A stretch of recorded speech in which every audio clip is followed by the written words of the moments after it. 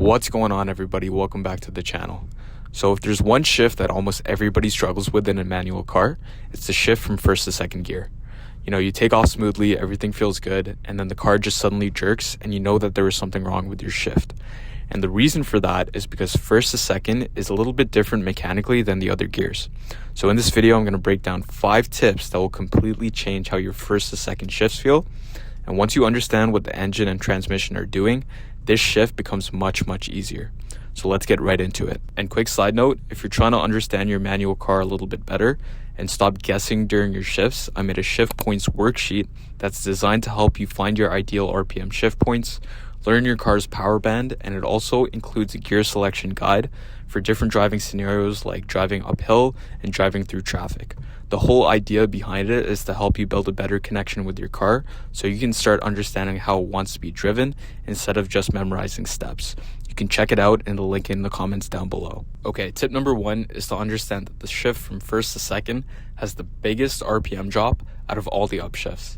And this is why it feels harder than second to third, third to fourth, fourth to fifth, and fifth to sixth. You might be accelerating in first gear at around 3000 RPM.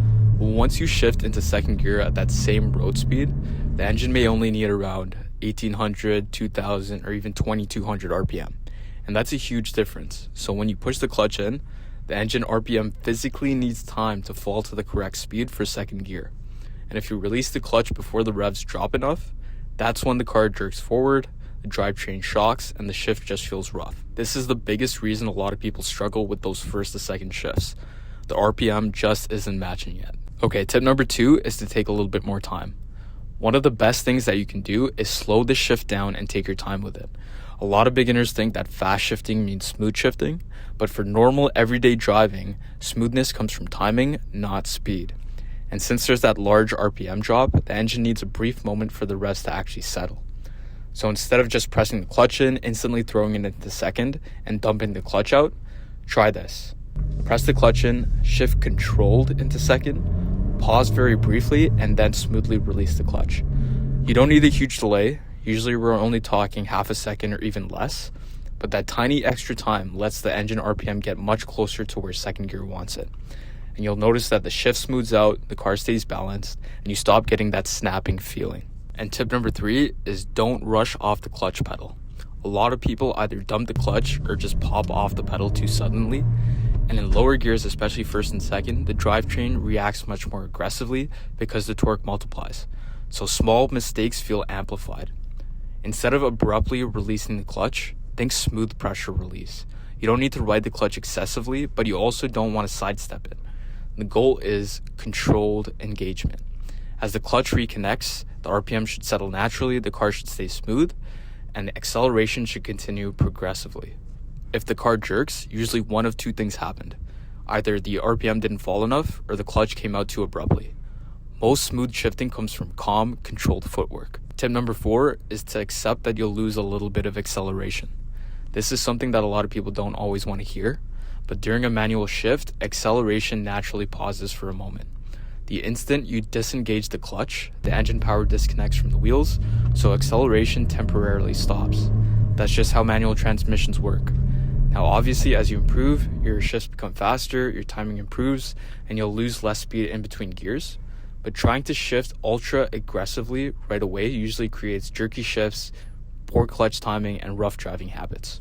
At first, you need to prioritize smoothness, consistency, and proper timing, and speed comes naturally later. A smooth driver is usually a fast driver in the long run anyway. And finally, tip number 5 is to build muscle memory and learn the feel of your car.